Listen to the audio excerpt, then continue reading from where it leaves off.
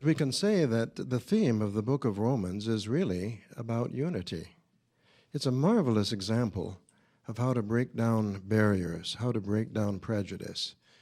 Now, you'll recall that there was bad blood in the Christian congregation between the Jews and the Romans. Some of the Jews thought they were better than anyone else because of circumcision and because of their religious background. And Paul doesn't just say to the Jews and the Romans, well, you know, you're all equal in God's sight. He goes further, and his argument is masterful. Let's turn to Romans 2, 28 and 29, and see how Paul handles this very thorny problem. Romans chapter 2, verses 28 and 29. For he is not a Jew who is one on the outside, nor is circumcision something on the outside, on the flesh, but he is a Jew who is one on the inside, and his circumcision is that of the heart, by spirit, and not by a written code. That person's praise comes from God, not from people. Well, now, what's Paul's argument? Paul is saying, you're all of the anointed, so you are all Jews. You are all spiritual Israelites. And what's more, you are all circumcised. And that includes you sisters, he says, because you're of the anointed, and you have been circumcised in the heart by Holy Spirit. So then that gives weight to what Paul had written to the Galatians when he said, there is neither male nor female. There is neither Jew nor Greek. There is neither slave nor freedman. So he is completely breaking down the barriers by saying you are all one in Jesus Christ. Now, some of the verses that we love to quote in the book of Romans actually promote the idea of unity, the fact that there is no distinction between one race and another. For example, Romans 3:23, all have sinned and fall short of the glory of God.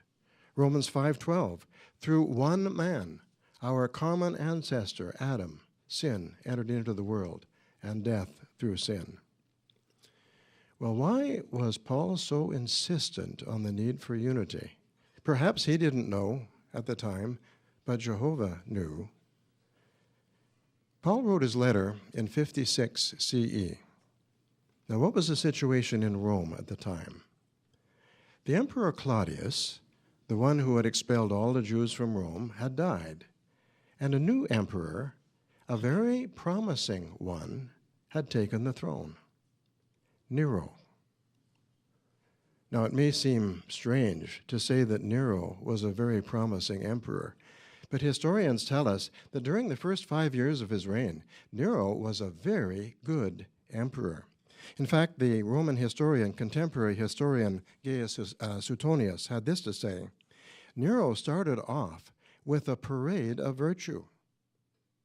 He never missed an opportunity of being generous or merciful.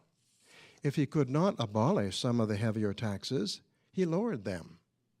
If asked to sign a death warrant for a convicted felon, he would sigh, "Ah, how I wish I had never learned to write." Once, when the Senate passed a vote of thanks to him, he answered, "Wait until I deserve them." And the fact is that Nero was popular with the poor right up to his death. Now, incidentally, it would have been during that 5-year period that the Apostle Paul told Philemon that he was optimistic of being released when he appeared before Nero. It appears that Paul thought that Nero would have been fair. And Nero did have a background in law. Nero had actually fought cases, argued cases before the courts in his youth. So, what's the point? Although in private Nero was debauched, in public he was very good, he was a solid emperor, and the Christians may have thought that they were going to enter into a period of peace. Here is a man who was fair. Here is a man who is just. Here is a man who doesn't like putting people to death. What a mistake that would have been. Now, in his letter, Paul sends greetings to more than 26 men and women in Rome. And in one way, it makes us sad to read the list: Mary, Andronicus, Junius, Urbanus, Rufus, knowing as we do that 8 years later, many of them would be dead, mauled to death by wild dogs, or burned alive in Nero's gardens. It makes Paul's words recorded at Romans 8:17 almost chilling to read, where Paul says, provided that we suffer together so that we may be glorified together. Those Christians in Rome were going to suffer together. And Paul, right along with them in Rome, about a year after the rest of them. And wouldn't it have been a pity if those Christians were united only in death, but never in life? They needed to learn to love one another so that when faced with death, someone didn't say, I really don't know if this is the truth, because there's a lack of love in the congregation. Well, who have applied Paul's counsel today? The Catholic Church? During World War II, in the city of Rome, there were Jews and there were Romans.